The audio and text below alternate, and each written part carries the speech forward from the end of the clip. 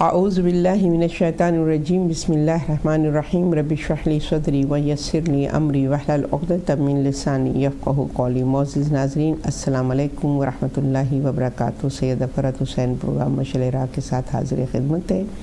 ایام فاطمیہ کا سلسلہ شروع ہو چکا ہے اور ہمارا جو موضوع چل رہا ہے چہل حدیث کے حوالے سے، ہم انسان کے اندر جو اخلاقی برائیاں ہیں اس کو ہائی لائٹ کر رہے ہیں، اس پر گفتگو کر رہے ہیں تاکہ ہم اپنی کردار سازی کر سکیں اور اپنے اندر سے ان برائیوں کو نکال سکیں۔ لہٰذا اسی سلسلے کو جاری و ساری رکھتے ہوئے ہم جو ہیں وہ آج جس سبجیکٹ کو، جس حدیث کو ہم آپ کے سامنے پیش کریں گے اور آپ کے ساتھ شیئر کریں گے، وہ ہے حسد کے حوالے سے جو ہمیں رسول خدا صلی اللہ علیہ وسلم کی حدیث ملتی ہے۔ اور یہ وہ اخلاقی بیماری ہے کہ جس نے انسان کو بہت زیادہ خسارے کی طرف دھکیلا ہے۔ اور اس حدیث کے حوالے سے ہم بیان کرتے ہیں کہ قال رسول اللہ صلی اللہ علیہ وآلہ وسلم قال عز وجل لموسیٰ بن عمران، کہ رسول خدا صلی اللہ علیہ وسلم نے فرمایا کہ اللہ سبحانہ و تعالیٰ نے حضرت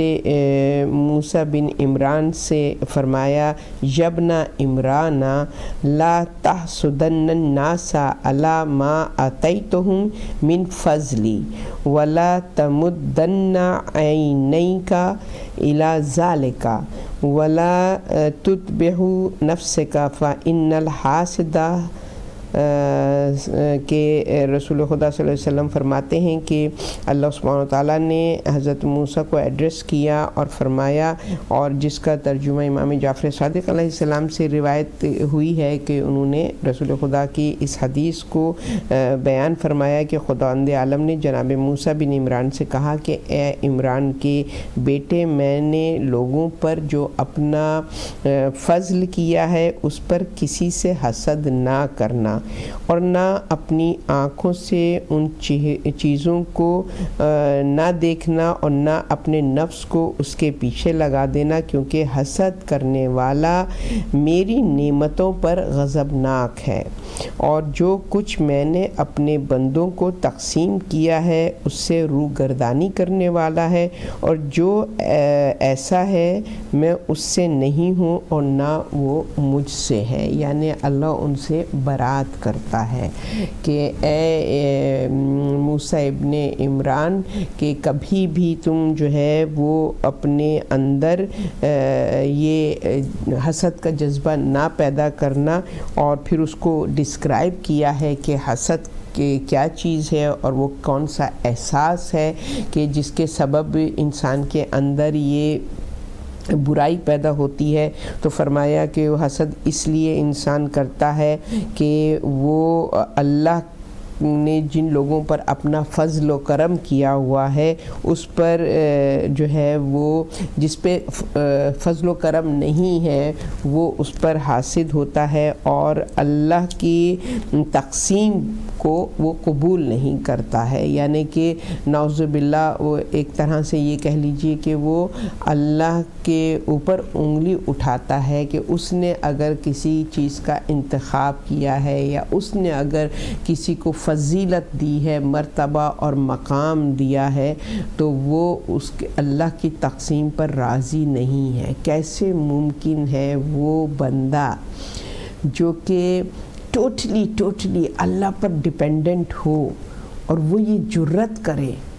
کہ اللہ کی تقسیم پر راضی نہ ہو، اللہ کے انتخاب پر راضی نہ ہو۔ تو چونکہ ایام فاطمیہ کا سلسلہ ہے اور یہ بہت زیادہ آج کل کی جو یہ ایام ہیں اس سے یہ موضوع ریلیٹ بھی کرتا ہے، اور ہم کو پتہ چلے گا کہ کس طریقے سے اللہ نے جن کو اپنا محبوب بنایا، اللہ نے جن ہستیوں کو مرتبہ اور مقام عطا کیا، مگر اللہ کے بندوں نے اللہ کے اس انتخاب کو قبول نہیں کیا، اور کس طریقے سے انہوں نے حسد کی آگ جلائی اپنے دلوں میں، بجائے کہ نور ایمانی سے ان کے دل روشن ہوتے، انہوں نے حسد اور جلن کی آگ سے اپنے دلوں کو تاریک کر دیا، اور اس کا ہم دیکھتے ہیں کہ رزلٹ جو ہے وہ ہمیں نظر آتا ہے کہ جب اللہ سبحانہ تعالیٰ نے اس دنیا کو خلق فرمایا ہے، اور اس زمین کے خطے پہ اللہ سبحانہ تعالیٰ نے اپنے خلیفہ کا انتخاب کیا، حضرت آدم کو اپنا خلیفہ قرار دیا اور ان کا انتخاب کیا، تو سب سے پہلے جو انکار کرنے والا تھا اللہ کے اس انتخاب پر وہ ابلیس تھا۔ تو ہمارے پاس کلام الہی میں بہت ہی واضح طریقے سے وہ تمام واقعات اور داستانیں ملتی ہیں جو ہماری آئی اوپننگ، ہماری آنکھوں کو کھولنے کے لیے، ہمیں ہوش مند بنانے کے لیے بہت زیادہ معاون اور مددگار ہیں کہ ہم دیکھیں کہ اللہ نے حضرت آدم کو فضیلت عطا کی، ٹھیک ہے، اس نے ان کو اپنا خلیفہ قرار دیا، اپنی حجت قرار دی، اپنا نبی بنایا اس نے، اور ابلیس نے اس کا انکار کیا۔ ہم سب کلام الہی میں اس واقعے کو بارہا پڑھ چکے ہیں کہ کس طریقے سے ابلیس نے انکار کیا، یعنی کہ اس نے حسد کی بنا پر اللہ کے انتخاب کو قبول نہیں کیا، اور اس نے نعوذ باللہ اللہ پر یہ تہمت لگائی کہ ان کا انتخاب صحیح نہیں ہے، کیونکہ جب انسان اللہ کے انتخاب کو قبول نہیں کرتا، جس کو وہ حجت بنائے اپنی، تو اس کا مطلب ہے کہ وہ نعوذ باللہ اللہ پر انگلی اٹھا رہا ہے کہ تیرا انتخاب درست نہیں ہے۔ تو ابلیس جو کہ اللہ سبحانہ تعالیٰ کا عبادت گزار تھا، شوق و ذوق و عبادت رکھتا تھا، اور اپنی عبادت کا جذبے سے اس طریقے سے وہ سرشار تھا کہ وہ اللہ سبحانہ تعالیٰ نے اس کی ریکویسٹ پہ اس کو ملائکہ کی صف میں داخل کر دیا، مگر اس کے باوجود اس نے حسد کی بنا پر اس اللہ سبحانہ تعالیٰ نے اس کو مردود قرار دیا، اور اپنی بارگاہ سے، اپنے تقرب سے، اپنے قرب سے اس کو دور کر دیا۔ تو ہم دیکھتے ہیں کہ کتنی بڑی سزا حسد کی وجہ سے ابلیس کو اٹھانی پڑی ہے، اور مگر پھر بھی ہم جو ہیں وہ اس کی طرف متوجہ نہیں ہوتے ہیں، اور ہم دیکھتے ہیں کہ یہاں پہ ہم آگے انشاءاللہ اس کی ڈیٹیل بھی بیان کریں گے، اور ہم اس بات کی طرف بھی آپ کو لے کر جائیں گے کہ اللہ سبحانہ تعالیٰ نے اپنے نمائندوں کا انتخاب کیا، اس نے جس کو چاہا 1,24,000 انبیاء کا انتخاب کیا، اس کے بعد اس نے نبوت اور رسالت کے سلسلے کو اختتام پذیر کیا، مہر ختم نبوت کی لگا کر، اور پھر اس نے سلسلہ جو ہے وہ امامت اور ولایت سے اپنا جاری رکھا، اپنی حجت کے سلسلے کو جاری رکھا، اور کس طریقے سے ہم دیکھتے ہیں کہ دنیا نے اور مخلوق رب نے اللہ کے انتخاب پر سے کہاں کہاں انکار کیا، اور پھر ان کا کیا انجام ہوا۔ ہمیں نظر آتا ہے کہ فرعون نے بھی اللہ کے انتخاب کو قبول نہیں کیا، اور کس طریقے سے وہ دریا نیل میں غرق ہو گیا، اور اتنا پاورفل بادشاہ ہونے کے باوجود جو ہے وہ اللہ نے اس کو نیست و نابود کر دیا۔ پھر ہم قارون کو دیکھتے ہیں، ہم نمرود کو دیکھتے ہیں، وہ تمام افراد ہیں کہ جنہوں نے اللہ کے انتخاب پر انگلی اٹھائی، اور جذبہ حسد کے سبب انہوں نے ان کو اللہ کے نمائندوں کو ایذا پہنچانے کی کوشش کی، اور پھر کیا ہوا، خود تو مٹ گئے مگر اللہ کے منتخب بندوں کو مٹانے میں کامیاب نہیں ہو سکے۔ اور ہمیں مسلسل اس نفس کی اس برائی کے حوالے سے ہمیں واقع واقعات کلام الہی میں ملتے ہیں، مگر افسوس اس بات کا ہے کہ ہم اس سے درس حاصل نہیں کرتے ہیں، اور ہم دیکھتے ہیں کہ یہ مرض جو ہے وہ ہر دور میں، ہر نبی کے دور میں اسی طریقے سے لوگوں کے دلوں کو مریض بناتا رہا ہے، اور اس کے نقصانات جو ہیں قوموں نے اٹھائے ہیں۔ اور پھر ہم رسول خدا صلی اللہ علیہ وسلم کا جو ہمیں دور نظر آتا ہے، ہم اس میں بھی دیکھتے ہیں کہ اللہ سبحانہ و تعالیٰ نے رسول خدا صلی اللہ علیہ وسلم کا انتخاب کیا، اور کس طریقے سے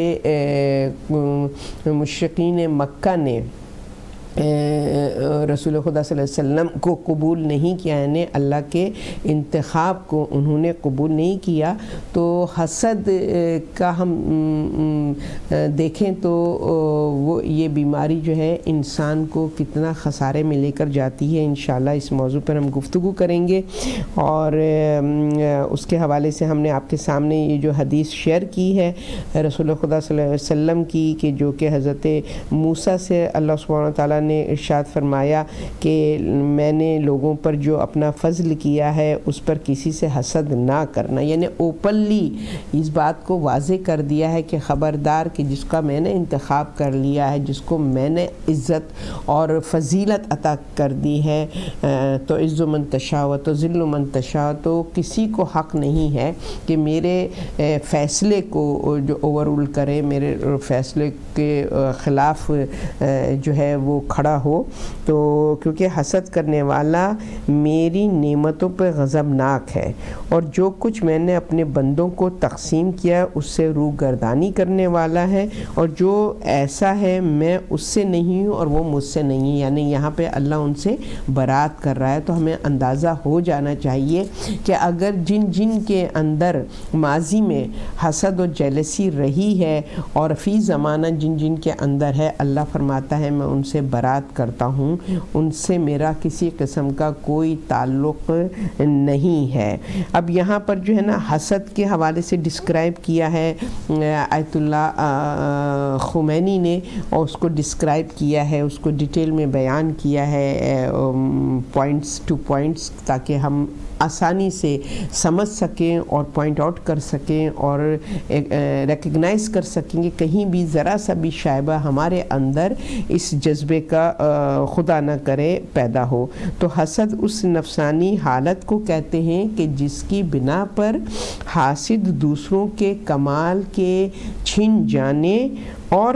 خیالی نعمت کے سلب ہو جانے کی تمنا کرتا ہے، یعنی کہ اللہ نے جس کو جو نعمت دی ہے، حاسد وہ ہوتا ہے کہ اللہ نے اگر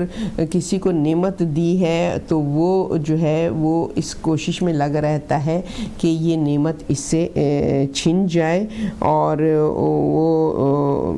تمنا کرتا ہے خواہ خود اس کے اندر وہ نعمت ہو یا نہ ہو، چاہے وہ نعمت اس کو ملے یا نہ ملے۔ یعنی کہ حاسد کا یہ ہوتا ہے کہ چاہے وہ فضیلت اس کو نہ ملے، مگر جس کو ملی ہے اس سے اللہ سبحانہ وتعالیٰ اس فضیلت کو چھین لے۔ تو ایک تو یہ جذبہ انسان کے اندر ہوتا ہے۔ پھر دوسری جو کیفیت ہے انسان کے اندر وہ حسد کی جو وہ ہے غبطہ، یعنی کہ رشک کرنا، یعنی کہ مطلب یہ کہ جو رشک کرنے والا ہے چاہتا ہے کہ وہ نعمت جو دوسروں کے پاس ہے اس کو بھی حاصل ہو، اور وہ اس شخص کی نعمت چھن جانے کی آرزو نہیں کرتا۔ تو یہ جو فیلنگ ہے نا، یہ چیز جو ہے رشک کرنا، یعنی کہ یہ برائی میں نہیں آتا ہے۔ یہ ہے کہ بھی اگر کسی کو اللہ نے کوئی اسپیشلٹی ہے دی ہوئی ہے، کوئی عزت، کوئی فضیلت کسی قسم کی بھی دی ہوئی ہے، تو وہ یہ چاہتا ہے، یہ خواہش کرتا ہے کہ اللہ سبحانہ وتعالیٰ مجھے بھی اس عزت سے، اس نعمت سے نوازے۔ تو اس کو غبطہ کہتے ہیں فقہی زبان میں، اور عام زبان میں ہم اس کو رشک کہتے ہیں، کہ جب ہم کسی پہ رشک کرتے ہیں۔ اور اس کے بعد یہاں پر جو ہے وہ حسد کی کئی ڈیفرنٹ قسموں کو یہاں پر کئی مختلف درجے جو ہیں اس کے حوالے سے ذکر کیا گیا ہے، کہ حسد کیے جانے والے کے اعتبار سے، حاسد کے اعتبار سے، اور خود حسد کے اعتبار سے، یعنی کہ یہ قسمیں ہیں کہ حسد کیے جانے والے کے اعتبار سے کیا اس کا وہ ہے کانسیپٹ، اور حسد کے اعتبار سے اور خود حسد کے اعتبار سے اور خود حسد کے اعتبار سے. تو حسد کی چند قسمیں اور چند درجے ہیں جس کو آیت اللہ خمینی نے اس طریقے سے بیان کیا کہ محسود کے اعتبار سے، یعنی کہ جو جس سے حسد کیا جاتا ہے، ٹھیک ہے نا، کے اعتبار سے کبھی تو کمالات عقلیہ پر، کبھی اس کی صفات حمیدہ پر، کبھی اس کے مناسک و اعمال صالح کی بنا پر حسد کیا جاتا ہے. جو ہوتی ہے نا کہ جو اس کو اللہ سبحانہ تعالیٰ نے جو اس کو کمالات عطا کیے ہیں، یا جو اس کے اندر کوالٹیز ہیں، یا پھر وہ جو اس کی گڈ ڈیڈز ہیں، نیک اعمال ہیں، تو ان چیزوں پر حسد کرتا ہے اور حاسد. اور کبھی کیا ہوتا ہے خارجی امور، یعنی کہ یہ تو اس کی انر سائڈ کی فضیلتیں ہیں نا، جو انسان کے اندر صفات حمیدہ ہے، جیسے کہ اس کے اندر کمالات عقلیہ ہے کہ وہ بہت ہی کہنا چاہیے انٹیلیجنٹ، وائز ہے، اور اس کے اندر اس کی پرسنالٹی بہت اچھی ہے، اور یا پھر اس کا جو طریقہ زندگی ہے، اس کے ایکشنز، اس کے اعمال جو ہیں وہ صالح ہیں. تو یہ ایک پوائنٹ ہوتا ہے کہ جہاں حاسد جو ہے وہ ان چیزوں کی طرف توجہ کرتا ہے. اور کبھی خارجی امور، مثال کے طور پر مال اور متاع اور جاؤ خشم اور اسٹیٹس، اور یہ جو دنیاوی اعتبار سے جو انسان کو جو کہنا چاہیے کہ اللہ نے نوازا ہے، تو اس اعتبار سے محسوس سے حسد کیا جاتا ہے. تو یہ جو چیزیں ہیں جن کی بنا پر حسد کیا جاتا ہے. اور حاسد کے اعتبار سے حسد کی صورت یہ ہے کہ کبھی تو حاسد جو ہے وہ عداوت کی بنا پر، کبھی تکبر کی بنا پر، کبھی خوف کی بنا پر، اور کبھی اور مختلف، ہم آگے چل کے ان چیزوں کو ہم بیان کریں گے کہ جو ریزنز ہوتے ہیں حاسد کے لیے محسود سے حسد کرنے کی. تو ہم یہ دیکھتے ہیں کہ کبھی تو حاسد عداوت کی بنا پر، کبھی تکبر کی بنا پر، اور کبھی خوف کی بنا پر جو ہے وہ حسد کرتا ہے. تو ہم جیسے کہ ابھی میں نے شروع میں ابلیس کے قصے کو آپ کے سامنے بیان کیا ہے، تو اس کا جو حسد ہے ابلیس کا، وہ کیا ریزن تھا؟ تکبر کی وجہ تھی. کیونکہ ظاہر ہے کہ جب آدم کو اللہ نے خلیفہ بنایا تو اس کو عداوت تو آدم سے نہیں اس وقت تھی جب اس نے انکار کیا ہے حضرت آدم کو سجدہ کرنے سے. اس کا وہ جو حسد تھا، وہ جیلسی کے جو ایلیمنٹ تھا، وہ اس کا تکبر تھا کہ وہ اس نے، اور جس کو قرآن میں اللہ نے مینشن بھی کیا ہے کہ اس نے پوچھا اللہ نے کہ تم نے کس سبب انکار کیا آدم کو سجدہ کرنے سے، تو اس نے اوپنلی بتا دیا کہ مجھے تو نے آگ سے بنایا ہے اور یہ مٹی سے خلق ہوا ہے، مٹی جو ہے وہ پست ہے، لہٰذا میں سپیریئر ہوں، تو میں کیسے پست کی آگے سر جھکا سکتا ہوں. تو اس نے وہاں پر اپنے تکبر کی بنا پر جو ہے وہ حسد کیا، اور جس کی بنا پر اللہ سبحانہ تعالیٰ نے اس کو اپنی بارگاہ سے مردود قرار دیا کہ اس نے انتخاب قدرت کو چیلنج کیا. یہ صرف ابلیس تک بات نہیں ہے، جتنے بھی ابلیس کے مطیع و فرما بردار جس ادوار میں رہے ہیں، ان سب کے لیے جو ہے وہ یہی رول ہے کہ جنہوں نے جس ریزن سے بھی حسد کیا ہے. ابلیس نے تکبر کے سبب حسد کیا ہے، اور ہم دیکھیں رسول اور آل رسول کے ساتھ جو حسد کیا گیا ہے وہ عداوت کا حسد ہے، اور وہ خوف کا حسد ہے. ظاہر تکبر کا تو حسد ان کو ہو ہی نہیں سکتا تھا، کیونکہ وہ سپیریئر تو تھے ہی نہیں کسی بھی معاملے میں، نہ خاندان کے اعتبار سے، نہ نسل کے اعتبار سے، نہ کردار کے اعتبار سے، کسی بھی اعتبار سے ان کے اندر کوئی ایسی کوالٹی نہیں تھی کہ وہ پراؤڈلی یعنی کہ اس حوالے سے حسد کرتے. ان کا حسد جو تھا وہ عداوت کی وجہ سے تھا، ان کا حسد جو تھا وہ خوف کی وجہ سے تھا. اور ہم اس حوالے سے انشاءاللہ آگے بات کریں جائیں گے کہ کس طریقے سے جو ہے وہ اللہ سبحانہ و تعالیٰ پھر حاسد کو کتنا شدید عذاب میں مبتلا کرتا ہے، کیونکہ جب اللہ کسی کا انتخاب کرتا ہے تو کسی بھی ظاہر خالق کے مقابلے میں مخلوق کی جرت کیسے ہو سکتی ہے کہ وہ کوئی آبجیکشن کرے، کوئی اعتراض کرے اور اس کے انتخاب پر، اس کی منشا اور اس کی مشیت پر کوئی انگلی اٹھا سکے۔ تو یہ تو ظاہر ہے کہ یہ تو بالکل قابل قبول عمل نہیں ہے کہ جو قبول کیا جائے۔ تو یہاں پر ہمیں اس کی طرف متوجہ ہونے کی ضرورت ہے کہ خدا نہ کرے کہ جتنے بھی ہسٹری میں گزر چکے ہیں آج کے فی زمانے تک، جتنے بھی حاسدین جو ان کے ریزنز سے حسد کرنے کے، اللہ کے انتخاب کو قبول نہ کرنے کے، خدا نہ کرے کہ ہمارے اندر وہ برائی پیدا ہو اور ہم اس گناہ کے مرتکب ہوں اور ہمیں بارگاہ رب العزت سے مردود قرار دیا جائے۔ اب آپ ذرا تصور کریں کہ اگر اللہ کی بارگاہ سے مردود قرار دے دے، جو اللہ اوپنلی کہہ رہا ہے کہ نہ وہ مجھ سے ہیں نہ میں ان سے ہوں، میرا کوئی واسطہ ان سے نہیں ہے، تو جب اگر اللہ ہی اپنا ہاتھ اٹھا لے، سوچئے پھر ہمارے لیے امان کہاں ہے، ہمارے لیے راحت و سکون کہاں ہے، ہمارے لیے بقا کہاں ہے؟ ہرگز نہیں ہے۔ یہ کامن سینس ہے، سمپل چیز ہے جو ہمیں سوچنے کی ضرورت ہے اور اپنے آپ کو بیدار کرنے کی ضرورت ہے، اور ہمیں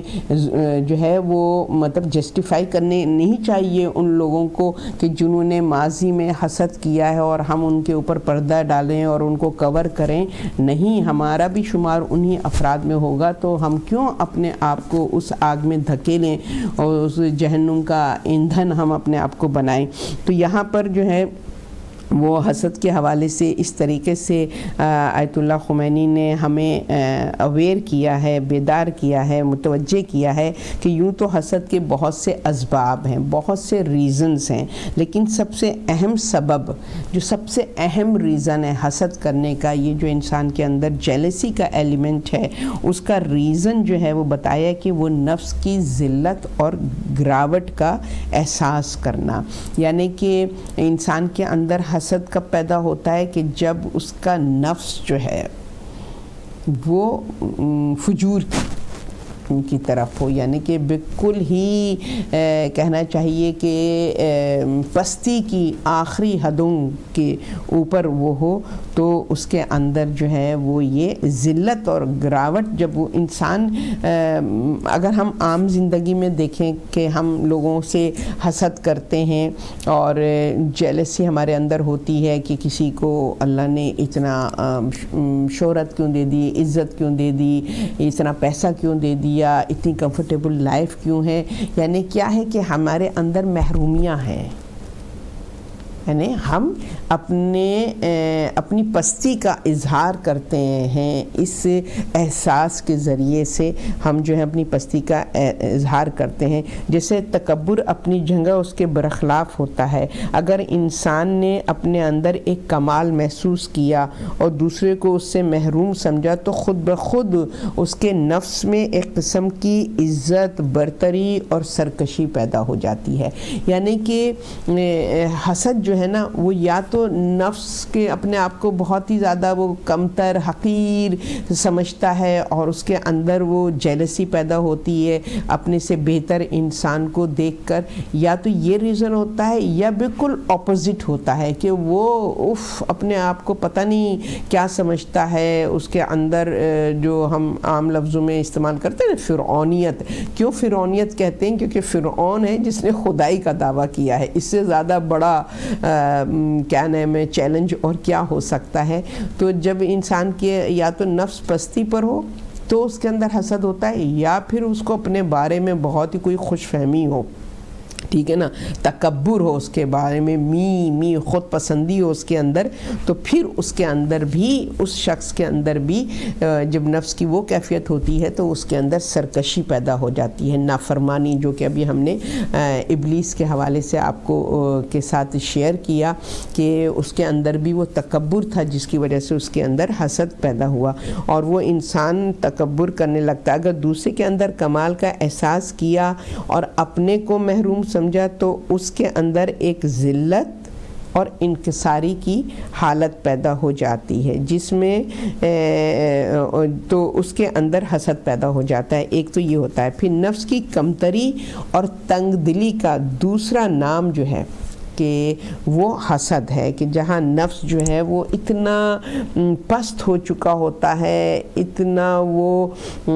اپنے آپ کو جو ہے نا محرومی کا، اتنا اس کے مایوسی والی بات کہ وہ شکار ہو جاتا ہے، تو نفس کی کمتری اور تنگدلی جو ہے وہ بھی جو ہے حسد اس کی وجہ سے پیدا ہوتا ہے۔ انسان دوسرے کی کسی بھی خوبی یا کمال کے زوال کی تمنا کرتا ہے، یعنی کہ یہ ورث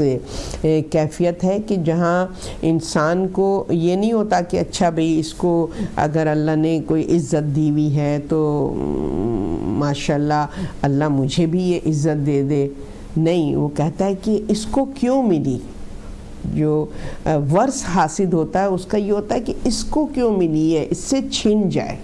چاہے مجھے نہ ملے بٹ اس سے چھن جائے۔ یہ انتہا کا، یہ جو ہے نا سب سے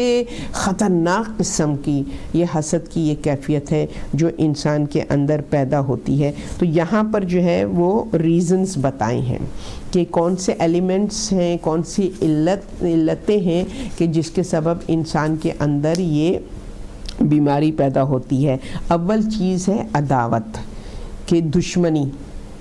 کی وجہ سے، جو ہم دیکھتے ہیں کہ رسول خدا صلی اللہ علیہ وسلم کو جب اللہ سبحانہ تعالیٰ نے اعلان بعثت کرنے کا حکم دیا تو اس سے پہلے تو جو اہل مکہ تھے ان کو کوئی رسول خدا صلی اللہ علیہ وسلم سے کسی قسم کی کوئی وہ عداوت نہیں تھی، کیونکہ وہ ظاہر یتیم تھے اور مال بھی ان کے پاس نہیں تھا، اور اس لیے کوئی ان سے کسی قسم کا لوگوں کو کوئی ان کے ساتھ عداوت نہیں تھی، بلکہ ایک طرح سے ان کے بیہیویئر، ان کے اخلاق کی وجہ سے ان کی عزت بھی کرتے تھے، ان کو امین اور صادق بھی کہتے تھے۔ مگر جب اسی یتیم عبداللہ نے جو ہے اعلان نبوت کیا ہے تو وہی مشرکین مکہ جو ہیں وہ آپ کے دشمن ہو گئے اور عداوت کی، اور اس عداوت کے سبب انہوں نے ان کے اندر جو ہے وہ جیلسی پیدا ہوئی کہ یہ خاندان بنی ہاشم کو کیوں یہ مقام و مرتبہ عطا ہو گیا، اور کیا نام ہے ایک معمولی انسان کو جس کے پاس کچھ بھی نہیں ہے اور اس کو اللہ سبحانہ و تعالیٰ نے نبوت عطا کر دی۔ تو ایک تو یہ ہوتا ہے کہ جو حسد ہوتا ہے عداوت کے سبب۔ دوسری حسد جو ہے کہ احساس عزت و برتری، اس کا مطلب یہ ہے کہ حاسد یہ خیال کرتا ہے کہ محسود کے اندر جو کمال ہے یا اس کو جو نعمت حاصل ہے اس نعمت کی وجہ سے وہ حاسد پر تکبر کر رہا ہے، اور چونکہ حاسد میں محسود کے تکبر اور فخر و مباحات کے جواب کی طاقت نہیں ہے، اس لیے وہ اس سے زوال نعمت کی تمنا کرتا ہے۔ یعنی ایک یہ کیفیت ہے کہ جہاں انسان کو احساس عزت و برتری ہو اور پھر اس کو دیکھے کہ ارے کوئی ہمارے مقابلے پر کھڑا ہو گیا ہے، اور اس کے اندر جو ہے وہ انسیکیورٹی پیدا ہو کہ یہ جو ہے وہ مطلب کہ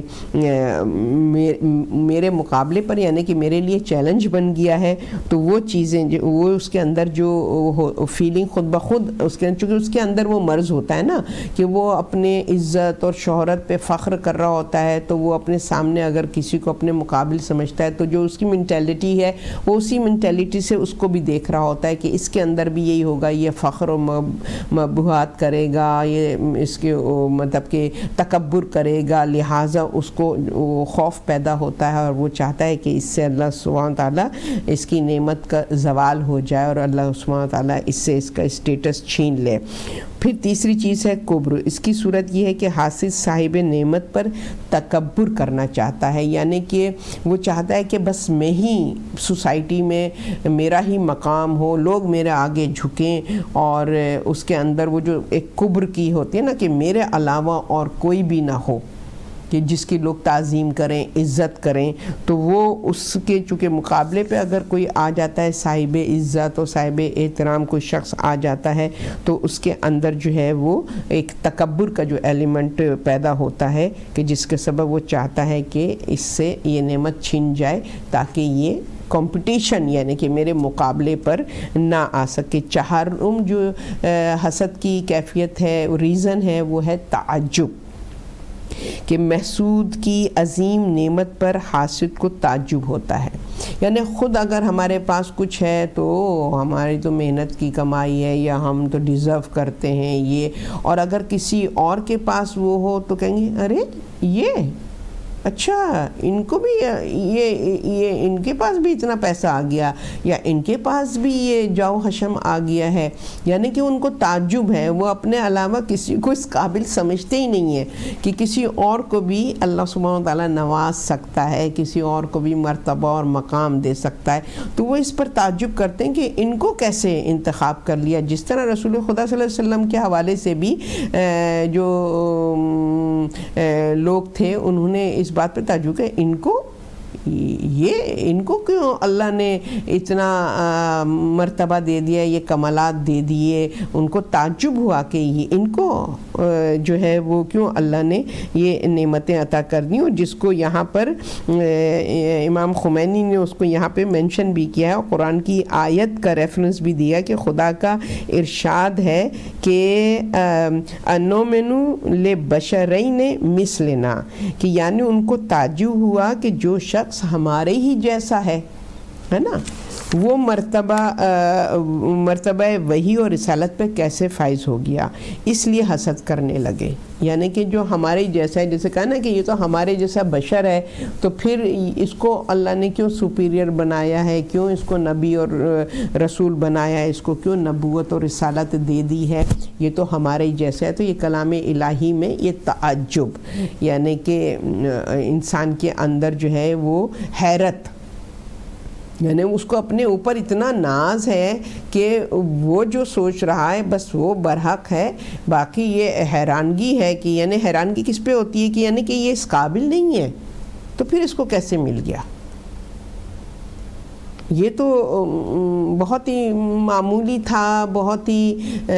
کہنا چاہیے کوئی اس کا اسٹیٹس نہیں تھا، کچھ نہیں تھا، پھر کیسے اس کو۔ اور یہ مینٹیلٹی ہے ہماری یہاں کہ ہم جب کسی کو دیکھتے ہیں تو ہم یہی کہتے ہیں کہ اس کو اللہ نے کیوں نوازا ہے، اس میں کیا خاص بات ہے، اس میں کیا اسپیشل چیز تھی جو اللہ نے اس کو اس طریقے سے خوشباش زندگی دے دی، یا جو بھی اس کی زندگی میں آسائشیں۔ یہ ساری چیزیں ہمارے اندر بھی ہیں، چونکہ ہم صاحبان ایمان حالانکہ ہیں، اور اس کے باوجود ہماری مینٹیلٹی جو ہے انہی جاہلوں جیسی ہے، انہی کافروں جیسی ہے۔ بڑے افسوس کی بات ہے کہ ہم اپنے آپ کو نہیں سدھار سکے، لہٰذا ہمیں توجہ دینے کی ضرورت ہے کہ آیا واقعی میں ایمان کو ہم نے اپنے اندر جذب کیا ہے، ایمان کو ہم نے اندر منتقل کیا ہے۔ اگر ہمارے اندر نور ایمانی ہوتا تو ہمارے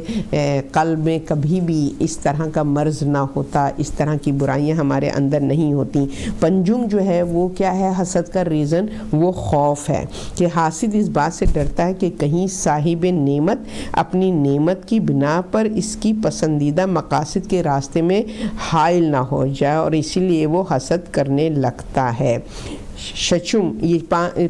پنجم اور ششم، نمبر 5 اور نمبر 6 کو میں ساتھ میں بیان کروں، اور نمبر 7 کو، اور پھر ہم انشاءاللہ اس کی طرف جائیں گے۔ ایام فاطمیہ کے جو بھی جناب فاطمہ سلام اللہ علیہ کے ساتھ جو بھی سلوک ہوا ہے بعد رسول، اس کے کیا عوامل تھے، کیا ریزنز تھے، وہ ہمیں اس میں نظر آئیں گے کہ پہلی چیز ہے کہ خوف کہ حاسد اس بات سے ڈرتا ہے کہ صاحب نعمت اپنی نعمت کی بنا پر اس کی پسندیدہ مقاصد کے راستے میں حائل نہ ہو جائے، ہرڈلز نہ ہو اس کی وجہ سے۔ اور چھٹے پوائنٹ جو ہے اقتدار کا لالچ۔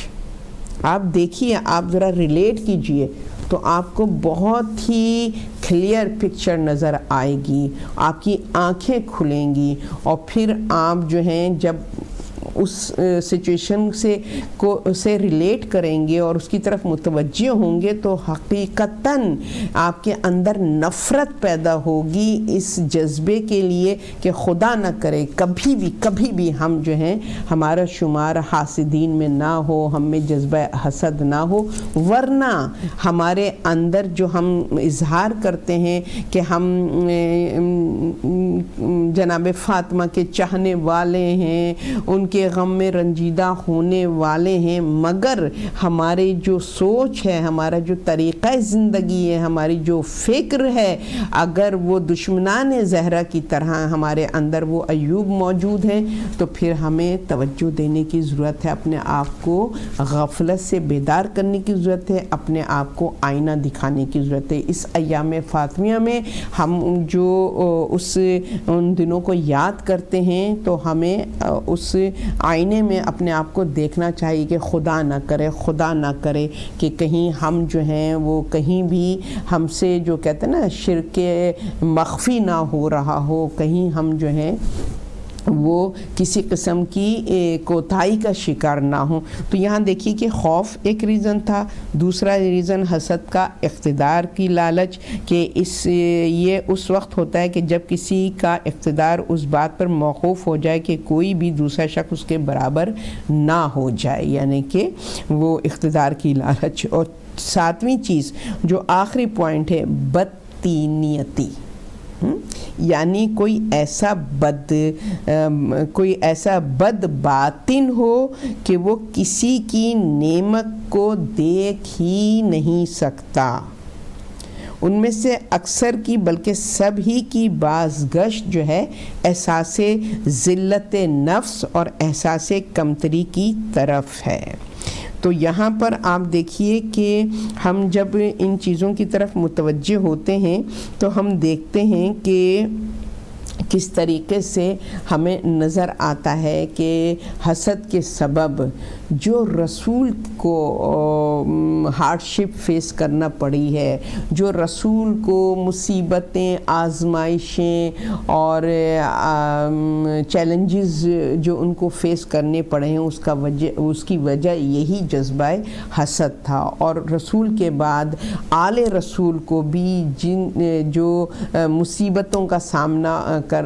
کرنا پڑا ہے اور جو ان کی شہادتیں ہوئی ہیں کہ تمام ان کی آل جو ہے وہ نسل رسول جو ہے امام جتنے بھی امام ہیں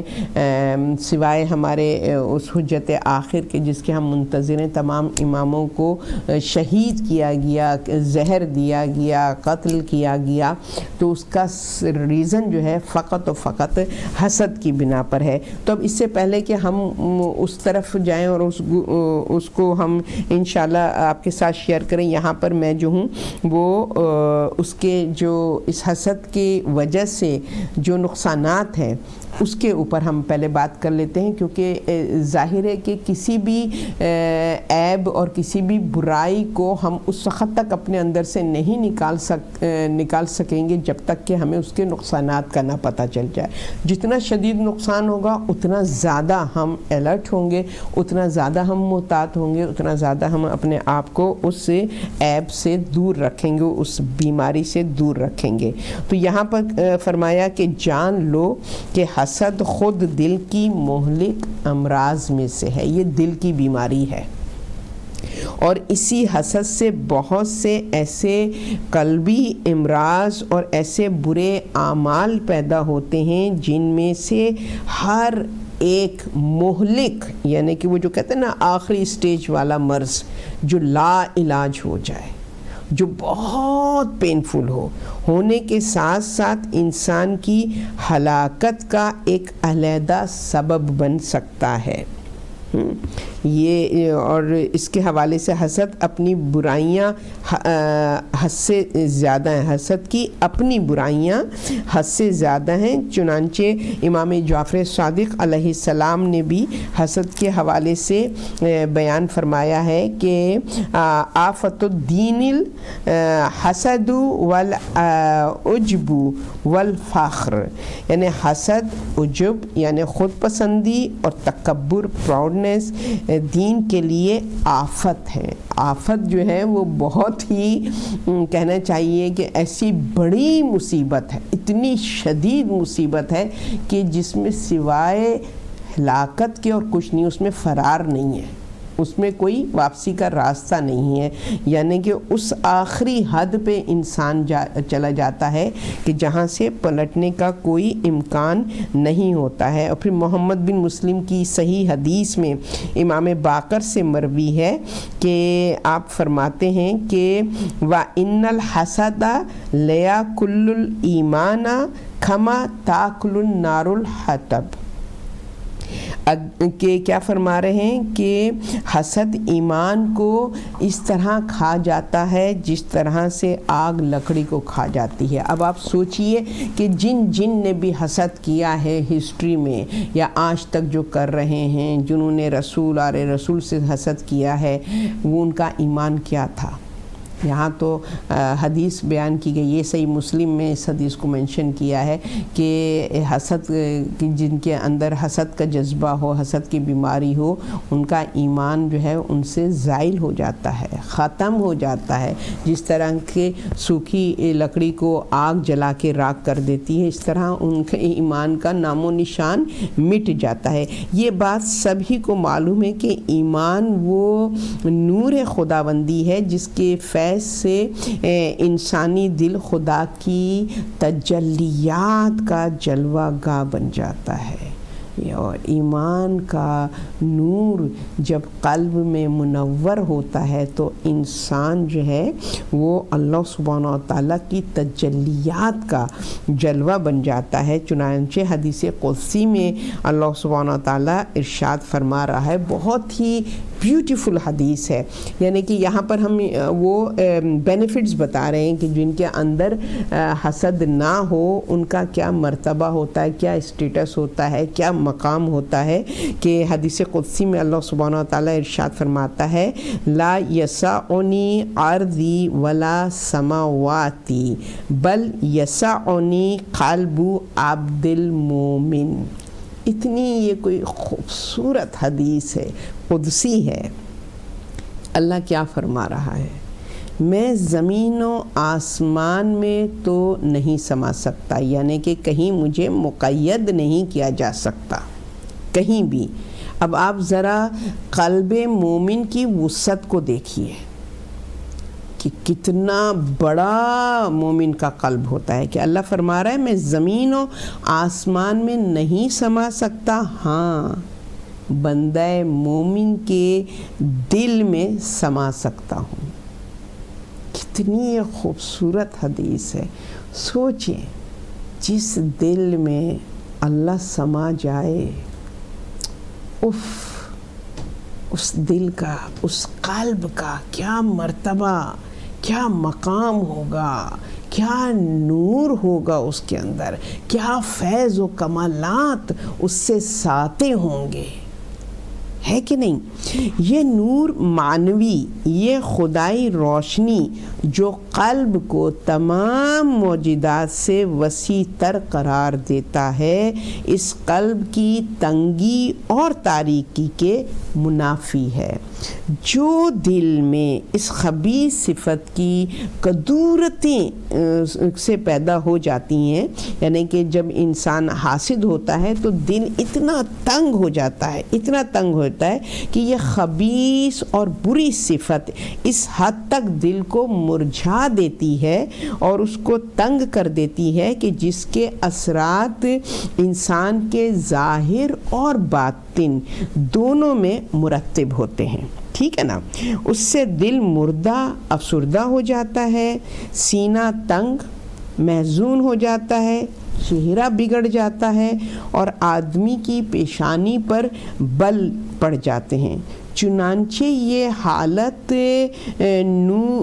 حالت نور ایمان کو کمزور کر دیتی ہے، دل کو مردہ کر دیتی ہے، اور ان حالات میں جتنی بھی قوت پیدا ہوتی ہے اتنا ہی نور ایمان میں ضعف پیدا ہو جاتا ہے، ضعیف ہو جاتا ہے۔ یعنی جتنا بھی حسد کی برائی میں، حسد میں جتنی بھی طاقت آ جائے، جتنا بھی انکریز ہو جائے یہ جذبہ، اتنا سمجھیں کہ دل سے ایمان جو ہے وہ ضعیف سے ضعیف ہوتا ہوا، کمزور ہوتا ہوا وہ دل سے خارج ہو جاتا ہے۔ تو مومن کے معنوی اوصاف ظاہر اور باطن میں حسد سے پیدا ہو جانے والے اثرات سے منافات رکھتے ہیں، یعنی جو مومن ہے نا اس کے دل میں یہ سارے کیفیات نہیں ہوتی ہیں۔ مومن خدا کے بارے میں وہاں پر دکھائے جہاں پہ جو حاسد ہے اس کے دل کو بیان کیا اللہ سبحانہ و تعالیٰ نے کہ اس کے حاسد کے جب دل میں حسد کا جذبہ پیدا ہو جاتا ہے تو اس کے کیا نتائج ہوتے ہیں اور کیا سائن ہوتے ہیں کہ تنگ دل ہوتا ہے، چڑچڑا ہوتا ہے، محزون ہوتا ہے، ہر وقت ہی جو ہے وہ اس کے اندر جو کہتے ہیں نا ایک بے آرامی والی کیفیت اس کے اندر رہتی ہے، اور چہرہ بگڑا رہتا ہے، ہر وقت اس کی پیشانی پہ بل رہتا ہے۔ مگر جن کے جو مومن جن کے قلب نور ایمانی سے منور ہیں ان کے خصوصیات یہ ہوتی ہیں، اس کے سائن یہ ہوتے ہیں، وہ خوشبین ہوتے ہیں، ہمیشہ اسمائلنگ فیس ہوتا ہے ان کا، اطمینان قلب ہوتا ہے، کام ہوتے ہیں، خوش اخلاق ہوتے ہیں، ہمبل ہوتے ہیں، سافٹ اسپوکن ہوتے ہیں، اور خدا کی تقسیم پر راضی برضا، کسی کی بھی کوئی اچھائی دیکھتے ہیں، کوئی کسی کے اندر کوئی خوبی دیکھتے ہیں، کوئی اس کے اندر فضیلت دیکھتے ہیں، اپریشیٹ کرتے ہیں، خوش ہوتے ہیں، اور اس کی اس فضیلت کے کثیر ہونے کی دعا کرتے ہیں کہ خداوند کریم اس میں اور اضافہ فرمائے۔ وہ اتنے بگ ہارٹڈ ہوتے ہیں اور وہ جو ہیں وہ خوش ہوتے ہیں، لوگوں کی خوشی میں خوش ہوتے ہیں، اور ان کے چہرے جو ہیں وہ نرم ہوتے ہیں، بندوں کے درمیان جو ہے ان کا اخلاق اچھا ہوتا ہے، وہ راضی رہتے ہیں۔ مگر حاسد خدا پر غضبناک ہوتا ہے اور تقدیرات الہی سے روگردان ہوتا ہے۔ مومن دوسرے مومنوں کی برائی نہیں چاہتا ہے اور ان کو عزیز رکھتا ہے، اور حاسد اس کے برخلاف ہوتا ہے۔ مومن پر کبھی حب دنیا غلبہ نہیں کرتی ہے، یعنی کہ اور حاسد حب دنیا کی شدت کی وجہ سے اس بری صفت میں گرفتار ہو جاتا ہے، یعنی اس کے اندر حب دنیا پیدا ہو جاتی ہے۔ مومن کو خدا کے علاوہ کسی سے خوف نہیں ہوتا ہے، مگر حاسد کو حزن و خوف محسود ہی کے ارد گرد گھومتا رہتا ہے۔ مومن خندہ پیشانی رکھتا ہے اور اس کے چہرے سے اس کا اندازہ ہو جاتا ہے، لیکن حاسد کی پیشانی پر ہمیشہ بل پڑا رہتا ہے، اور جو ہے وہ حاسد زیادہ تر تکبر کرتا ہے۔ پس حسد ایمان کے لیے آفت ہے۔ حسد کی برائی کے لیے یہی بات کافی ہے کہ ایمان جو نجات آخرت کا سرمایہ ہے وہ اس کے سے چھن جاتا ہے، اور جو حسد سے کبھی جدا ہی نہیں ہوتی وہ ولی نعمت و خالق کائنات پر غضبناک ہوتا ہے، اس کی تقدیرات کی روگردانی کرتا ہے، اور پھر اس کے بعد وہاں پر اس کا جو عذاب ہے وہ کیا ہے؟ فشار قبر ہے، تاریکی قبر ہے، تنگی قبر ہے، عذاب الہی ہے، اور اس کے لیے اللہ سبحانہ و تعالیٰ نے جو ہے وہ شدید دنیا میں بھی عذاب بے اس کو ہمیشہ ڈر اور ایک خوف رہتا ہے. اور ہم دیکھتے ہیں کہ جتنے بھی حاسدین تھے رسول اور آل رسول کے کہ جنہوں نے اپنے ظلم کی انتہا کر دی پھر بھی سیٹسفائیڈ نہیں ہوئے, پھر بھی مطمئن نہیں ہوئے, پھر بھی ان پر جو ہے وہ ظلم و تشدد کا انہوں نے سلسلہ جاری رکھا. اور جو ہمیں نظر آتا ہے کہ رسول خدا صلی اللہ علیہ وسلم کی زندگی میں ان کا حسد جو تھا وہ مخفی حسد تھا, چھپا ہوا حسد تھا, مگر جب رسول خدا صلی اللہ علیہ وسلم اس دنیا سے رخصت ہو گئے اور اس کے بعد ان کا حسد جو ہے وہ اس طریقے سے عیاں ہوا. اور جو ہمیں نظر آیا کہ بعد از رسول یتیمہ رسول پر کے اوپر جو ظلم و تشدد ہوا ہے, ان پر جو ظلم کیا گیا ہے, اور جس طریقے سے ان کے در پہ آگ لے کر آئے ہیں اور ان کو درہ مارا اور ان کے شکم میں محسن شہید ہو گئے. انشاءاللہ اگلے پروگراموں میں ہم انشاءاللہ اس حوالے سے گفتگو کریں گے. ابھی ہمارے چونکہ پروگرام کا وقت ختم ہو چکا ہے, لہٰذا ہم اپنی گفتگو کو یہیں روکتے ہیں اس دعا کے ساتھ کہ معبود برحق وہ سب لوگ کہ جنہوں نے دختر رسول کا دل دکھایا, معبود برحق ان کو جو کہ وہ حقیقتاً لعنت کے مستحق ہیں, معبود برحق خداوند کریم ہم ان سے برات کرتے ہیں اور ان سے ہم جو ہے ان پر ہم لعنت بھیجتے ہیں دشمنان اہل بیت پر, اور تیری بارگاہ میں دعا گو ہیں معبود برحق کہ ہمارے دلوں کو حب اہل بیت سے سرشار و منور فرما دے, اور ہمیں ان کے نقش قدم پر چلنے کی توفیق عطا کر, اور ہمیں دین اور دنیا میں کامیابی سے ہم کنار کرے, ہماری اولاد کو عمل صالح کرنے کی توفیق عطا کرے, دشمنان اسلام کو نیست و نابود کرے, اور مسلمانوں کو عمل صالح کرنے کی توفیق عطا کر, جلد از جلد امام برحق کا ظہور فرما اور ہم کو ان کے ناصران و مددگار میں شامل فرما. والسلام علیکم ورحمۃ اللہ وبرکاتہ.